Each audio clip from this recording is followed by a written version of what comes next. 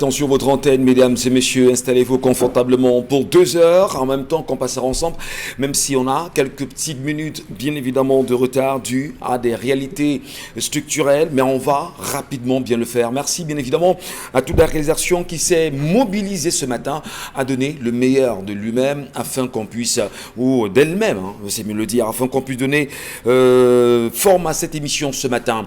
Mais on va quand même se poser des questions dans la deuxième partie sur cette correspondance qui, depuis hier, fait jaser pas mal de Camerounais, signée de Pauline Nalova Yonga. Que se passe-t-il entre la ministre des Enseignements secondaires et les enseignants, entre autres grévistes aujourd'hui? Comment comprendre cette correspondance devenue, on va dire, assez difficile et une pilule amère à avaler pour bon nombre de Camerounais? Mais surtout, cette correspondance en même temps signée du SGPR qui également circule sur les réseaux sociaux depuis hier et qui d'ailleurs remet au centre des débats une question d'équilibre régional au sein même des entreprises camerounaises, notamment la Sceaux de Coton. Nous en parlerons au final, madame, messieurs, en se posant des questions évidentes sur la journée du 1er mai au Cameroun. Au-delà de ces questions, nous allons quand même essayer de savoir qu'est-ce qui peut justifier qu'il y ait 44 personnes enlevées à Touboro et que ceci ne semble déranger personne au Cameroun. Comment comprendre qu'ils étaient également 17 enlevés il y a quelques semaines du côté de Bépanda et qu'on n'en parle pas? Comment expliquer ces enlèvements à répétition au Cameroun aujourd'hui? Le phénomène fait rage. Nous y reviendrons pendant cette édition de 10-12 le Zénith. Et bien, comme vous le savez en même temps, la colère va s'arrêter sur un sujet pas de moins forcément porté sur des valeurs très économiques. Nous allons bien sûr nous arrêter. Et en compagnie de Charles Amem battu ce matin, Pamela Fomen, Donna Briskamgan, Dominique Audroyengelec, c'est reparti, mesdames, messieurs, pour un moment exceptionnel. Et je me retourne vers Dominique Audrey Oyengelec rapidement pour bien faire, surtout vite faire. Comme vous le savez, chaque jour, elle est là avec une histoire, avec un fait particulier. On y va très vite. Bonjour Dominique. Bonjour Michel Gachou, bonjour aux téléspectateurs. Ce matin, je vous ramène l'histoire de ce jeune homme. On va l'appeler Gabriel. Il dit: je suis un homme âgé de 32 ans aujourd'hui. J'ai connu une fille avec qui j'ai eu un enfant, une fille, après 5 mois de relation. Ma mère était très remontée lorsqu'elle a appris que j'ai fait cet enfant parce que, dit-elle, je n'ai pas pris le temps de connaître la fille en question. Mon père, de son côté, est resté neutre et il m'a seulement dit: si tu veux faire ta vie avec elle et que tu te décides, alors je te suivrai. Le problème est que ma mère n'est pas encore allée voir l'enfant et ma copine. Ma mère n'est pas allée voir l'enfant. Et ma copine dit que c'est parce qu'elle n'a pas encore accepté le fait que ce soit l'enfant de son fils. Il faut bien noter que j'ai assisté à tous les besoins de grossesse jusqu'à l'accouchement. Je travaille dans la ville de Bertois et la fille, elle, réside dans la ville de Chang. Lorsqu'elle a accouché, mes sœurs se sont rendues à l'hôpital et la semaine d'après, je me suis déplacée également pour voir l'enfant. Sauf que lorsqu'on arrive chez les parents de la fille, puisqu'elle vivait encore chez ses parents, sa mère s'est directement mise à bavarder. Elle a commencé à crier sans connaître même avec qui j'étais venue ce jour-là. Elle a dit qu'elle n'a pas un enfant à jeter. Elle s'est plainte que mes parents ne sont jamais venus voir l'enfant. Ma cousine est rentrée, celle avec qui j'étais allée voir le bébé, est rentrée, donner un rapport à ma mère, un compte rendu sur l'accueil qu'on nous a réservé. Ce qui a radicalisé ma mère qui a donc dit qu'elle ne peut pas aller dans un endroit où on a chassé ses enfants. Je ne sais comment convaincre ma mère d'aller ne serait-ce que voir sa petite fille. Il faut noter que l'enfant est l'homonyme de ma mère puisque c'est une fille. Et quant à mon père, il dit qu'il ne peut pas aller chez la fille si je ne suis pas encore décidée à l'épouser ou pas. L'enfant est l'homonyme de sa mère à lui. Oui. Mais l'enfant vit chez sa grand-mère. La Oui. grand-mère, c'est la grand-mère, la maman de la fille. Oui. Il n'a pas épousé la fille. Non, c'est ça. Ce n'est pas sa femme. Mais la fille a quand même trouvé l'occasion de lui attribuer le nom de la mère de l'enfant. C'est-à-dire que la grand-mère paternelle de l'enfant, Oui. qui ne veut pas, elle, la maman, c'est la grand-mère paternelle, la maman du garçon, Oui. faire un tour là-bas parce qu'elle n'y croit pas. Oui, Et elle estime que c'est précoce et voilà. prématuré. Oui. Et deuxième donnée, entre autres, l'enfant a été refoulé, enfin des personnes qui sont venues voir l'enfant ont été refoulées. Voilà, la famille du père précisément. En Voilà. venant vous rendre visite au bébé, la mère de la fille a estimé que non, les parents du garçon auraient dû être là depuis longtemps. Ils se sont mal comportés en ne venant Après pas voir combien de leur temps? fille et tout. Sensiblement quelques semaines. Quelques semaines. De la naissance, parce qu'on allait rendre visite à la fille à l'hôpital dont elle venait d'accoucher. Et la semaine qui a suivi, ils se sont rendus à la maison. Alors, le problème qu'il pose aujourd'hui, Comment convaincre sa mère a fait quoi? A validé son enfant? à aller, oui, à aller voir l'enfant? Alors, c'est quand même vrai que c'est à se tirer les cheveux. Il a fait comment déjà pour attribuer le nom de l'enfant à sa propre maman, à lui? Comment les familles ont-elles laissé? Je pose la question parce qu'on est tous des Africains, on sait comment ça se passe. Comment les familles ont-elles laissé justement qu'il attribue le nom de l'enfant qu'il a fait, entre autres, avec cette jeune fille, à sa propre maman? Est-ce qu'il n'y a pas eu d'entente à sa maman au départ? On a bien envie de comprendre. Allez, on va essayer rapidement d'apporter nos commentaires, nos analyses justement à ce fait de société. Et c'est des réalités autour de nous, Madame Méchion. On en profite bien sûr pour en parler, mais surtout dans la mesure du possible pour corriger les mœurs, corriger les mentalités, corriger les attitudes. Pamela Fomel, bonjour. Bonjour Michel et bonjour à nos téléspectateurs ce matin. Charles Amel Battu également à vos côtés. Charles Amel, bonjour.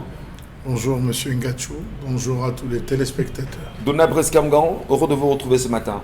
Bonjour Michel, bonjour à nos téléspectateurs. On va essayer ensemble de comprendre bien évidemment cette histoire que nous restitue Dominique Rodero-Yengelek.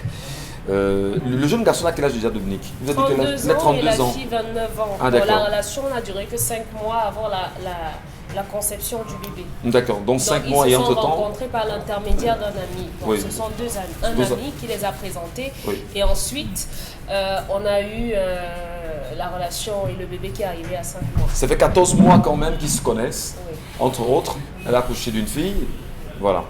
Alors, est-ce que vous comprenez aujourd'hui, Pamela, que des parents soient mécontents d'un comportement vis-à-vis du garçon parce qu'ils estiment qu'il a fait l'enfant et on ne connaît même pas la fille avec qui il a fait l'enfant?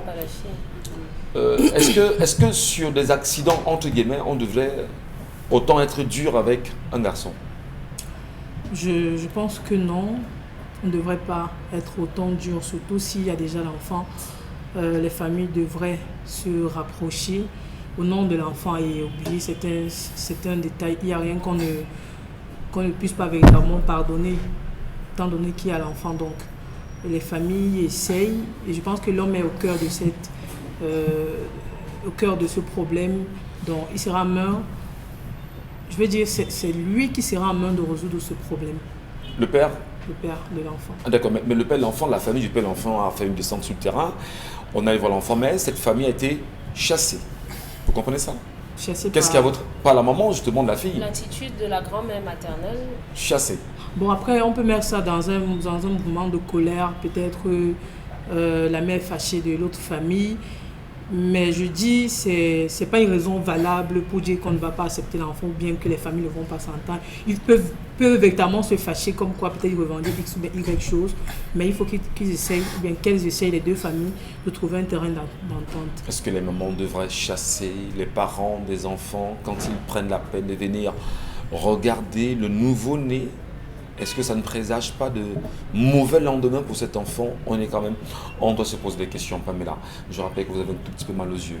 Et on espère que vous tiendrez jusqu'à la fin de l'émission, de toutes les façons. Donna Breskamgan, je me tourne vers vous rapidement. Quel commentaire, quel message vous inspire cette histoire ce matin? La relation est claire. C'est clair que la relation est un peu tirée par les cheveux. Parce que en 14 mois, c'est vrai, il est possible de construire une relation sérieuse, stable. Mais telles que les choses sont passées, ils n'ont eu que 5 mois de relation. Le reste, c'était pour faire l'enfant. Et d'ailleurs, un peu pour... Donc, la relation est un peu tirée par les cheveux parce que les indices que nous donne Audrey nous montrent clairement que ce garçon ne connaît pas assez bien sa belle famille. Lorsqu'on se met avec une fille, lorsqu'une fille se met avec un homme, les deux doivent s'arranger à connaître l'un et l'autre leur famille respective. Tu dois connaître ma famille, je dois connaître ta famille. Il faut que les deux partenaires, les familles respectives, acceptent l'un et l'autre. Il peut y avoir évidemment, ce n'est pas toujours l'entente cordiale absolue, mais si la belle famille, si la belle famille du garçon va jusqu'à le chasser comme un malpropre parce qu'il est venu rendre visite à l'enfant, je pense que ça signifie que sa belle famille ne l'a pas accepté. Et c'est justement parce que la relation est précipitée, la relation est tirée par les cheveux. Il est allé un peu trop vite, sans prendre le temps nécessaire de savoir si sa belle famille l'accepte, si on accepte qu'il intègre la famille. Parce que si vous forcez une relation comme celle-là, non seulement va vous pourrir la vie, mais on aussi en Afrique, il faut savoir qu'il y a des familles où lorsque vous tentez de forcer, la famille estime que vous voulez enlever, entre guillemets, leur enfant et peut vous faire des choses. Donc, il faut que ce monsieur fasse attention. Est-ce qu'on peut enlever l'enfant lorsqu'on vient voir l'enfant? On vient voir l'enfant enfin le nouveau-né, est-ce qu'on peut l'enlever que non quand même? Non, je dis enlever la fille. Ouais. La fille. Ah d'accord. Si la belle famille n'accepte pas le garçon et qu'il force sa belle famille, la belle famille du garçon peut avoir l'impression que il veut mettre la fille en conflit avec sa famille, la famille de la fille à elle. Très bien. Et de ce point de vue-là, le garçon n'est pas en sécurité. Je pense qu'il a pris beaucoup trop de risques. Ça, c'est pour la belle famille. Maintenant, pour sa famille même, lorsqu'on voit les réserves du père, il n'est pas d'accord, il ne s'y oppose non plus. La mère clairement dit non. On voit très bien que même dans sa famille, il n'a pas réussi à convaincre que c'est la bonne personne avec qui il doit se mettre. De façon globale, j'ai l'impression qu'il n'y a pas de dialogue, que je ne sais pas si c'est un accident, mais on voit très bien qu'il n'a pas pris le temps d'expliquer pourquoi est-ce que cette fille est la bonne personne, non seulement à sa famille, à lui, mais également à sa belle famille. Je pense que c'est un peu tiré par les cheveux. Voilà. Il y a tout est à refaire en fait dans cette relation. Oui, mais non, tout est à refaire, Dominique Audrey. Selon Donald Brice-Kamlan, si tout est à refaire, par quel bout doit-on entrer pour bien refaire les choses? Je rigole parce que vous donnez l'impression que c'est un garçon qui est en voie d'épouser une fille. Il n'y a jamais eu d'intention de mariage. Il n'y a jamais eu d'intention de sérieux. Il peut ne pas avoir mentionné. Moi, je vois simplement, non. Moi, je vois, s'il y avait eu intention de mariage, de construction de relation, la mère du garçon connaîtrait la fille. Parce qu'il ne parle de ses parents, il ne parle de cette fille à ses parents qu'au moment de leur dire « J'ai mis enceinte une fille ». La fille, on ne la connaît nulle part. Ça veut dire que le garçon lui-même était encore dans les prémices de la relation. À aucun moment, vous ne pourrez pas dire à votre famille « c'est la bonne, vraiment c'est elle que je veux ». C'est parce qu'il y a eu un enfant qu'aujourd'hui il y a tout ce remue-ménage. Malheureusement, les relations aujourd'hui sont comme ça.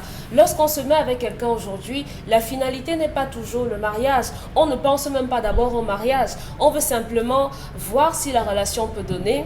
On vit d'abord la relation et généralement le mariage peut être une des conséquences ou bien l'aboutissement de cette relation-là. C'est pour ça qu'il y a beaucoup de séparations aujourd'hui, la multiplication des partenaires malheureusement. Donc ce garçon n'était pas dans la configuration d'un mariage, auquel cas il aurait mentionné que j'ai dit à mon ami que je souhaite rencontrer une fille que je vais épouser. On a simplement dit, bon, Michel et Donald sont sortis. Donald connaît Dominique Audrey et Michel dit à Donald que gars, tu n'as même pas une go là sous la main, mon frère, le carreau va me tuer depuis que je suis là et tout et tout. Donald va lui dire non, j'ai une fille là, vraiment elle est bonne. Donc je vous mets en contact et voilà. Mais vous défigurez l'histoire de Dominique Audrey. Je ne défigure pas, c'est un ami qui lui a présenté la fille. Oui, mais est-ce que dans la présentation, justement, il y a ces éléments-là qui ont été... Ok, je suis en train de faire une peinture, Michel. Oui, des mêmes peintures que Charles Amel fait souvent ici. Je fais la même chose. Une peinture qui peut transformer l'histoire complètement. Ça ne transforme pas l'histoire. Parce que... Si vous pensez que quand on veut présenter une fille à son ami, on lui dit quoi? Vous en savez Vous voulez que je fasse la description comme vous faites souvent? Vous en savez quelque chose? J'ai beaucoup de frères. J'ai énormément de frères. Donc je sais ce qui se dit. Je sais comment ça se passe. Donc voilà, un ami les a mis en contact. Ils étaient simplement dans la construction d'une relation. La fille vit à Tchan, lui vit à Bertois. Vous pensez qu'ils ont eu le temps de construire quoi? Vous pensez qu'ils ont eu le temps de bâtir quoi? Et au monsieur qui nous regarde, c'est normal que votre maman ne soit pas contente. c'est normal qu'elle soit fâchée parce que si vous ramenez une fille dans sa maison, elle doit d'une certaine façon donner son onction pour que la relation marche. Votre mère estime que si une fille doit, comme Charles Hamel et Bon Bokem à le dire, hériter de sa cuisine, elle veut savoir à qui elle va donner sa cuisine. C'est pour ça que votre mère n'est pas contente et qu'elle pourrait éventuellement remettre en question votre paternité ou bien même la qualité ou la solidité de votre relation. La preuve même du côté de la fille, on ne vous connaît pas. On ne vous connaît pas du tout. On ne sait même pas qui vous êtes. Vous arrivez chez les gens, vous débarquez comme ça avec tout un bataillon parce que vous venez voir l'enfant. Qu'est-ce que vous appelez bataillon? On se serait attendu, toutes ces soeurs avec qui il est Oui, il est mais venu. je ne pense pas qu'il soit descendu sur le terrain sans au préalable dire à la fille, je viendrai tel jour à ma famille. Et que la fille prenne des dispositions à recevoir la famille tout en informant d'abord sa propre famille à elle, moi. Vous prenez les dispositions pour informer votre famille. Non, mais ça ne suffit pas, justement. Non, j'ai fait comme je dis souvent, j'ai fait un petit truc dehors. Et bien, je dis, je reconnais que c'est moi qui suis l'auteur. Je prends la peine de dire à la fille, écoute, je serai à la maison dimanche avec les membres de ma famille. Oui. Bon, la fille est supposée, et même pas, elle est contrainte à porter l'information auprès de ses parents pour leur dire, le géniteur de l'enfant arrive avec les membres de sa famille. Ses parents sont vos sujets. Ça veut dire quoi? Vous décidez des programmes des gens. Donc, parce que vous avez filé un enfant à ma fille, vous estimez que je dois m'asseoir un dimanche et je vous attends parce que vous devez arriver le géniteur. Oh, Charles Hamel vous a dit ici que lorsque vous enceintez les enfants des gens, n'allez pas vous présenter vous-même, même par respect. Mais il est venu, est-ce qu'il est venu seul là? Il est venu avec ses cousines. Ses cousines. Et la famille de la fille ne l'a pas accepté. Même si l'expression du mécontentement, moi je suis contre ça. On ne parle pas mal aux gens parce qu'on n'est pas content, parce qu'on est en colère. Il y a un minimum de tenue et de respect qu'on doit avoir lorsqu'on s'adresse aux gens.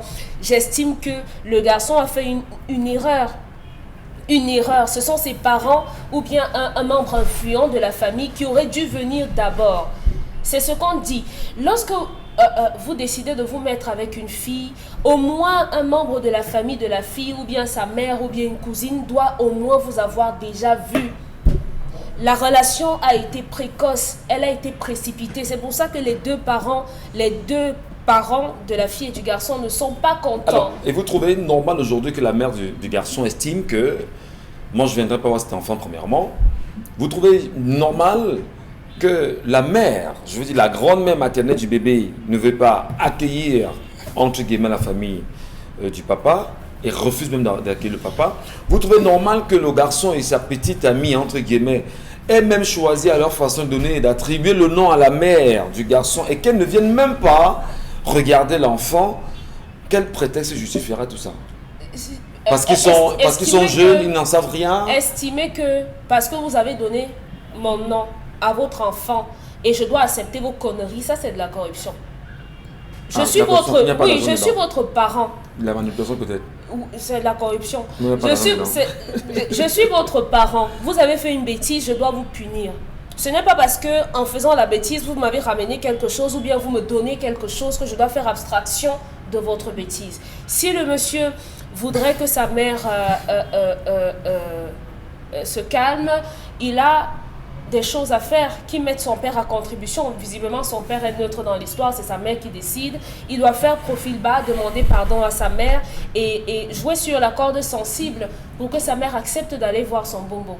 D'accord. Pour que sa mère accepte. Et de l'autre côté, la fille devra aussi dire à sa mère qu'elle est allée un peu trop loin dans sa façon de s'exprimer. Elle a outré les invités qui étaient là et aujourd'hui ça a des conséquences parce que le mariage maintenant sera hypothétique si on ne règle pas ce contentieux. Voilà, 2 minutes.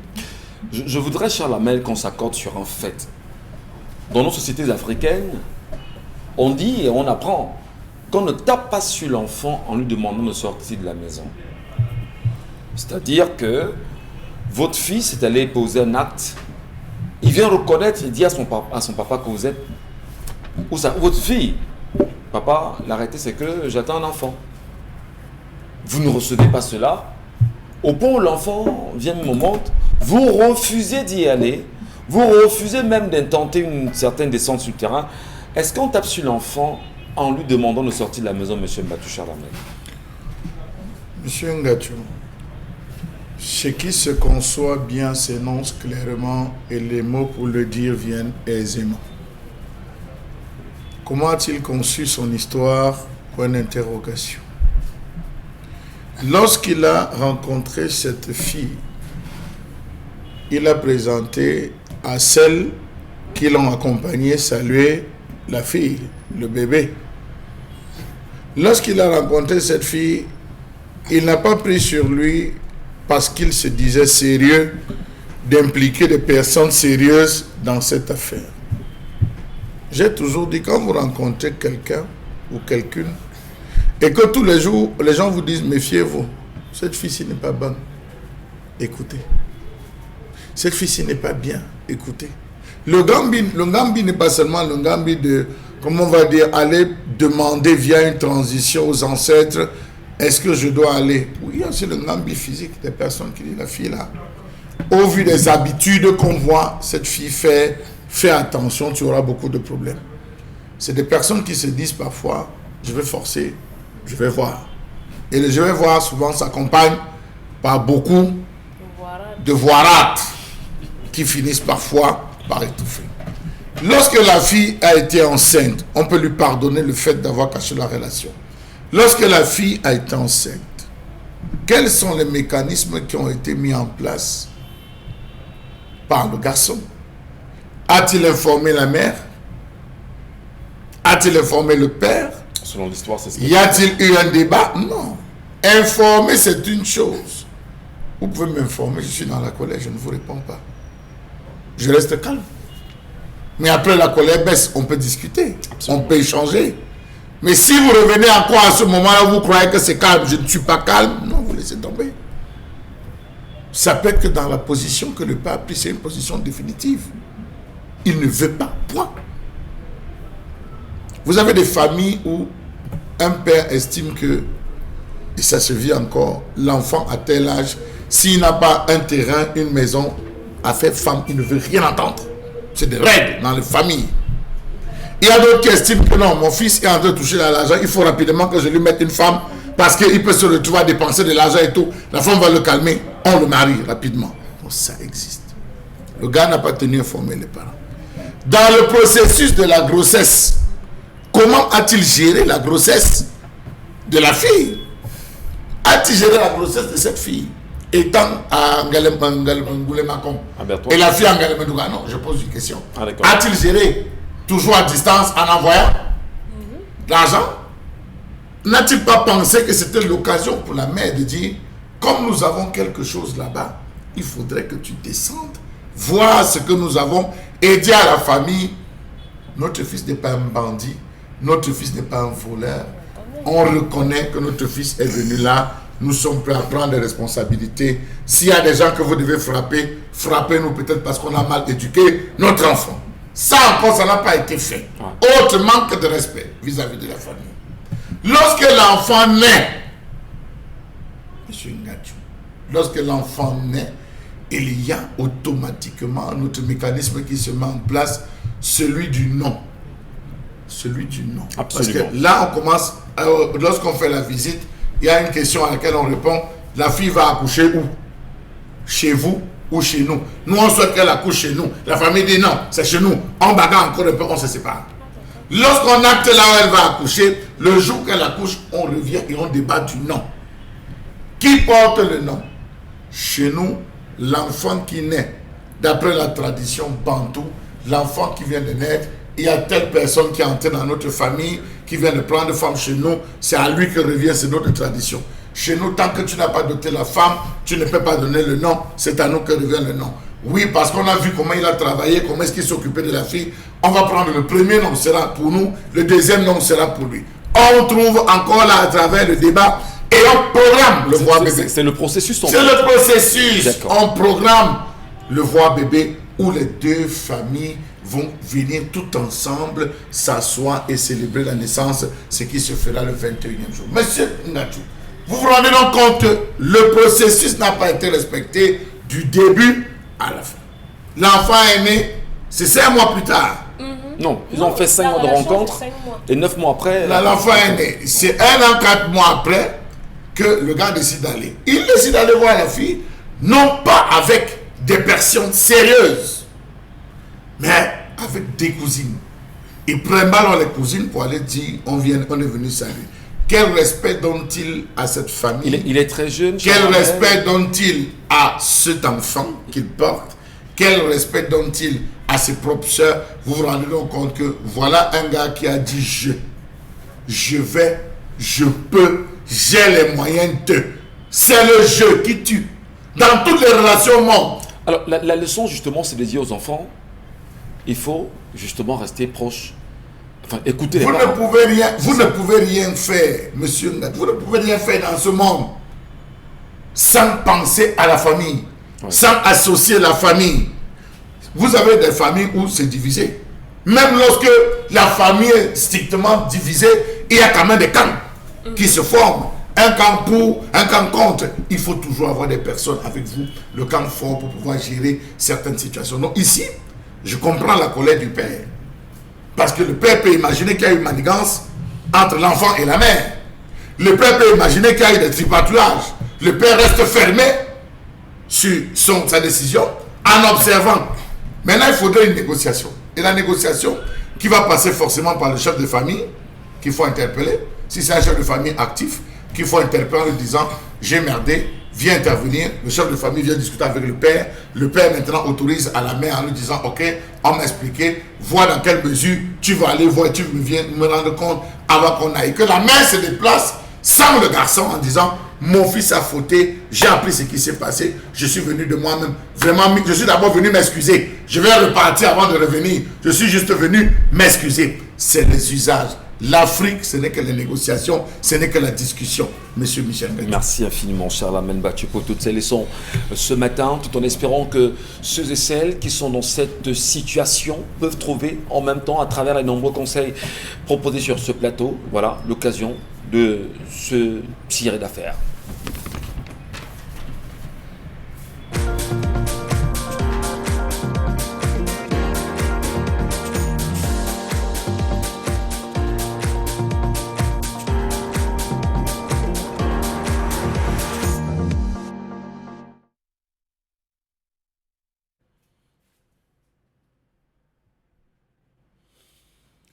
Je m'interroge ce jour sur la question de la mise en berne depuis 10 ans d'un projet de construction de 2 centres de formation professionnelle sectorielle au Cameroun. Coût total, 10 milliards déjà encaissés, déjà décaissés, déjà organisés. À l'occasion d'un récent forum organisé par le réseau des parlementaires pour la construction de l'entrepreneuriat privé, le groupement interpatronal du Cameroun, JICAM, a déploré la mise en berne depuis 10 ans d'un projet de construction de 2 centres de formation professionnelle sectorielle, CFPS, financés sur fonds C2D via l'Agence française de développement. Comment comprendre que depuis 10 ans, le Cameroun peine à réaliser 2 centres de formation professionnelle d'un montant global de 10 milliards de francs CFA. Précisons que ce projet date de l'époque de Zachary Pérévert, ministre de la formation professionnelle, ou si vous voulez, de l'emploi et de la formation professionnelle, entre 2004 et 2019. Est-ce que le ministre Zachary Pérévert, aujourd'hui absent ou ex-ministre de l'emploi, du ministère de l'emploi et de la formation professionnelle, saura nous donner les tenants et les aboutissants de ce qui était alors un projet majeur de son ministère entre 2004 et 2019? Question. Comment comprendre que ce projet n'a pas abouti lorsqu'on sait que ce projet avait déjà connu la signature d'un partenariat avec le ministère de l'Emploi et de la Formation professionnelle en 2008, le C2D, via l'Agence française de développement? Puis, savez-vous qu'après la signature de ce partenariat, la convention d'affectation relative a été signée en décembre 2012 pour un montant de 9,8 milliards de francs CFA. Jusqu'à ce jour, silence, motus, bouche cousue. Rien ne filtre. Pourtant, selon les termes des conventions avec l'AFD, ces centres de formation devraient être livrés depuis 2018. Bravo. Bravo. Bravo. C'est bien. Dans le cahier des charges, les travaux d'aménagement et de construction de chaque centre de formation ont été répartis en 2 lots distincts. Le lot 1, qui concernait le contrôle et suivi des travaux d'aménagement et de construction du centre de formation professionnelle sectorielle en maintenance industrielle, transport, logistique. Le lot 2 concernait le contrôle et suivi des travaux d'aménagement et de construction du centre de formation professionnelle sectorielle en agro-industrie à Douala. À qui a-t-on donné le marché de réalisation des 10 centres? Si ce n'est à qui, suivez mon regard. Savez-vous qu'il avait été consigné que les dépenses de fonctionnement des centres sont financées sur les ressources du C2D, hors salaire des fonctionnaires? Pendant les 2 premières années, dès la 3e année de fonctionnement, l'État prendra en charge les subventions d'équilibre en relais du projet. Jusqu'à ce jour, plusieurs questions sont au bout des lèvres de ceux-là qui veulent comprendre comment sont gérés les projets et plus particulièrement ce projet. Quelle a été la trajectoire du Cameroun en matière de croissance économique basée sur l'emploi et la formation professionnelle? Question. Quel type d'emplois ont été créés depuis pratiquement 10-15 ans dans ce pays? Quel type de compétences est mis à profit dans les secteurs où sont employés les pourcentages les plus élevés de la population? Les employés sont-ils productifs?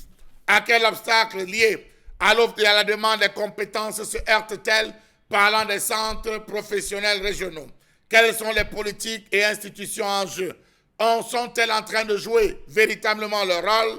Sont-elles suffisantes pour permettre au Cameroun d'atteindre le statut à part entière de pays à revenu intermédiaire? Que faut-il ou que peut-on réformer afin d'améliorer le développement des compétences et la productivité pour augmenter la compétitivité et la croissance? Ces questions se les posent, mais une chose est sûre, on aura tous les résultats à l'horizon 2035. Portons le regard véritablement sur le ministère de l'Emploi, de la Formation et de la Formation professionnelle du Cameroun, sur cette question aujourd'hui des CFPS. Où en sommes-nous véritablement? Mais qu'est-ce qui peut expliquer qu'à date que 2 centres justement de formation professionnelle sectorielle portés à 10 milliards de francs CFA soient toujours un problème au Cameroun? 10 milliards donnés à Brice-Camdan. Je voudrais bien comprendre, est-ce que c'est la preuve par 1 million aujourd'hui au Cameroun que tout ce qui concerne la formation professionnelle n'est pas une priorité pour le gouvernement camerounais? Bon, d'abord, je vais essayer de me renseigner sur où est-ce que ce projet en est. Et d'après mes sources, il y a 2 principaux blocages. D'abord, au niveau de la procédure de passation des marchés, on m'a dit que la conception a déjà été faite de ces 2 centres, mais que l'appel d'offres pour la construction proprement dite a été infructueux. Bon, d'abord, au niveau des marchés publics, ça a beaucoup mis long. Ensuite, la deuxième raison, c'est que le changement de titulaire du portefeuille ministériel au ministère de l'Emploi n'a pas beaucoup aidé. Parce que, comme Charles Amel l'a rappelé, ce projet date de l'époque de Zachary Pérévé, qui était à l'époque ministre de l'Emploi et de la Formation professionnelle. L'arrivée de Issa Touron Bakary il y a quelques années n'a pas contribué à faire évoluer le projet parce que les nouveaux responsables du ministère ne semblent pas très enthousiastes à l'idée de ce projet, qui ne comprennent pas que l'État construise des centres de formation professionnelle sectoriels, comme on les appelle, et que ce sont les entreprises, le secteur privé, notamment le GICAM, qui puissent gérer. Voilà les 2 principaux blocages à ce jour, même si on signale que il y a eu des évolutions ces derniers mois, notamment avec la signature de certains contrats au mois de juillet 2021. Voilà pour les raisons que nous avons pu avoir. Ensuite, il faut dire que la formation professionnelle au Cameroun, c'est l'un des parents pauvres de la politique économique, pour beaucoup de raisons. Mais d'abord, c'est d'abord une question de modèle économique. Si vous êtes dans un pays qui n'a pas de modèle économique connu, sérieux, il est clair que les formations professionnelles seront à la traîne. Je vous prends un exemple. Aujourd'hui, nous parlons de l'envolée des prix, par exemple dans un secteur comme les bâtiments, le fer, les tôles, le ciment. On en parle depuis quelques semaines, dû à tous les facteurs que nous connaissons. Est-ce que le Cameroun est capable de dire nous lançons dans la production locale des matériaux locaux par exemple, pour combler la dépendance vis-à-vis des importations de l'extérieur avec tout ce que cela a comme conséquence. Juste pour apporter de l'ordre moulin de la pescam, je rappelle bien sûr que ces centres de formation professionnelle sectorielle, entre autres, étaient dédiés ou sont dédiés en même temps à la formation initiale et continue des professionnels des secteurs de la maintenance industrielle, de l'agroalimentaire, du transport, de la logistique.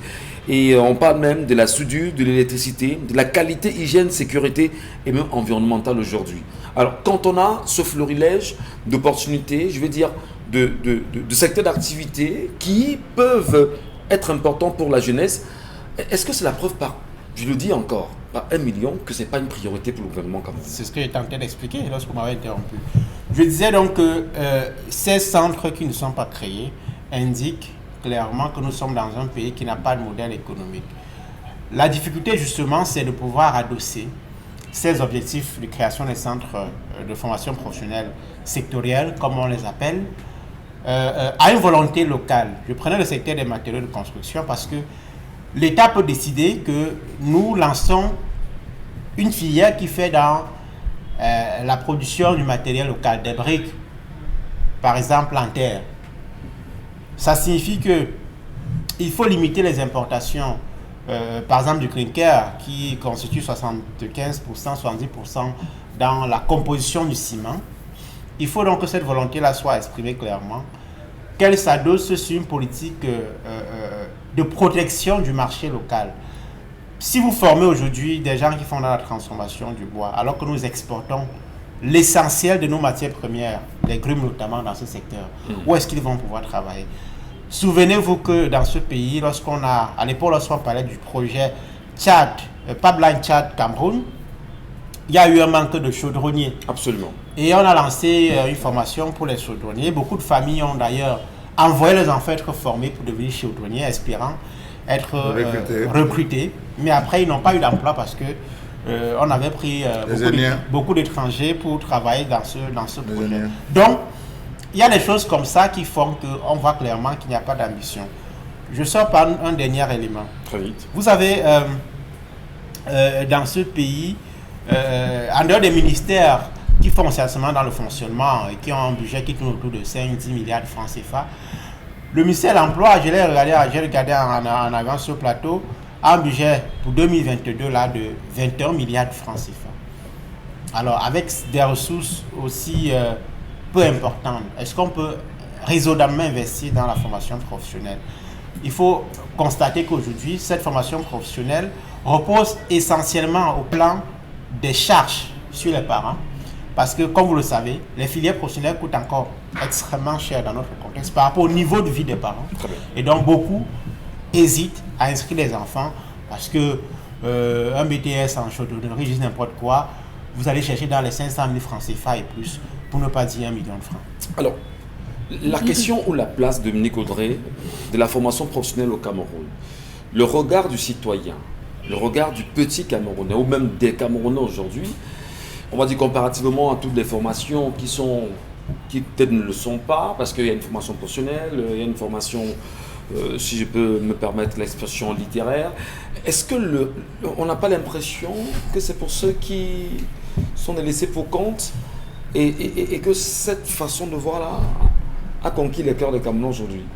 À regarder simplement le nombre de lycées et collèges qui existent. C'est triste. Voilà. Oui, c'est triste parce qu'on a l'impression que lorsque quelqu'un a fait l'électricité ou bien a fait bâtiment, c'est un récalcitrant, c'est une tête percée, donc vraiment lui l'école c'est trop dur, il ne comprend pas la littérature, donc mieux on l'envoie là-bas, il va être un mécanicien, donc oui, c'est pour les ratés, c'est pour les perdus.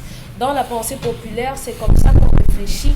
Et lorsque vous avez un enfant qui a du mal avec des matières littéraires, on a tout fait de vous dire que mais si c'est trop dur, tu l'envoies faire la mécanique, non? Tu l'envoies faire la menuiserie. C'est un second choix, en fait. Oui. Donc, jamais on ne priorise les métiers pratiques. Avoir une formation professionnelle ou les centres de formation professionnelle sectorielle étaient là ou bien ont été pensés pour un besoin ponctuel, pour un besoin qui ressortait d'une étude, d'un sondage qui répond effectivement à un besoin. Absolument. La preuve, on a parlé d'agro-industrie. de maintenance industrielle et aussi de transport et logistique. Agro-industrie, restons-y. On a un problème aujourd'hui avec la culture, avec l'agriculture, les productions agricoles, mais également avec le traitement ou bien la manufacture, disons ça comme ça, de ces produits-là. La transformation locale. C'est pour ça que le JICAM entre en jeu. Et si vous tapez même l'intitulé CFP JICAM, vous allez voir que de son côté, le JICAM a fait appel à une sorte d'expertise pour pouvoir venir en aide à la formation de ces jeunes-là. Donc c'est un projet qui a été très bien pensé. On savait qu'au sortir de là, on aurait de la matière pour pouvoir avoir un Cameroun industriel sur le plan agroalimentaire. Sur le plan de la maintenance, il aurait été question de faire venir l'expertise pour pouvoir gérer les machines, pourquoi pas concevoir même les machines. Peut-être on me dira que c'est trop rêvé d'avoir des Camerounais qui pensent des machines, mais moi je pense que c'est possible, on a la matière grise pour le faire. C'est pour ça que ces centres ont été pensés. La question qu'on devrait se poser, c'est pourquoi M. Tiroma n'a pas continué avec le projet? La continuité quand même dans le service public. Hein. Oui, le suivi des dossiers. Ouais. Pourquoi? Parce que lorsqu'on a annoncé le projet en 2018-2017, si je ne me trompe, on nous a dit en 10 mois, vous aurez vos 2 centres. Non, en 2012. Et EDA, ah oui, 2012. On devait les livrer en 2018. En 2018. EDA et Douala auraient été prêts. EDA, c'est pour le volet agro-industriel et EDA, c'est pour la maintenance industrielle. Donc, en 10 mois, on aurait dû vous livrer le produit, dû vous livrer les 2 centres. Aujourd'hui, on ne devrait plus être à parler des centres d'EDA et Douala. On devrait être en train de penser où est-ce qu'on va avoir d'autres centres, parce que le risque avec ce genre de projet, c'est d'avoir une sorte d'exode. Les jeunes vont venir s'amasser à EDA et à Douala, donc on aurait pensé déjà à la délocalisation de ces 2 centres-là. Mais malheureusement, on n'est même pas à l'existence d'un seul centre aujourd'hui, mais on parle de 10 milliards. Quand on vous entend justement Dominique Audrey, rapidement l'analyse laisse croire que tout est pensé pour qu'on ne puisse pas se décoincer, je vais dire, de tout ce qu'on nous ramène de l'étranger. Ça veut dire on n'est pas indépendant. On ne peut pas être indépendant si techniquement nous-mêmes ne maîtrisons pas l'outil. Je veux dire, toutes les technicités. Donc tout est bien pensé. C'est logique, c'est logique. Lorsque vous investissez dans une formation professionnelle sectorielle, les résultats sont là. Les résultats sont palpables. Prenez par exemple quelqu'un qui va apprendre sur Internet, parce qu'il y a des formations comme ça, à l'héliciculture, l'élevage des escargots. On va vous former disons 1 mois, 2 mois. Et lorsque vous sortez de là, moi je parle de ces formations brutes, lorsque vous sortez de là, vous êtes capable vous-même d'aller continuer, perpétuer et commencer à votre tour à former. Imaginez donc qu'on ait des Camerounais qu'on a formés à l'élevage des poissons, à la culture hors sol, par exemple, à certaines cultures hors sol. Vous imaginez la production qu'on peut avoir en tout temps sans tenir compte du climat, sans tenir compte des saisons, sans tenir compte de la qualité du sol. Tout est disponible pour qu'on puisse être à un certain niveau. Mais malheureusement, avec ce ministère qui est censé promouvoir l'emploi, la formation professionnelle, on en est loin. Mais maintenant, il faut dire où sont passés les 9,8 milliards, ou vous voulez 10 milliards de francs CFA. Merci Dominique Audrey, merci Chalamel, Donna Principamela. On vous retrouve dans une poussière de minutes, madame, monsieur.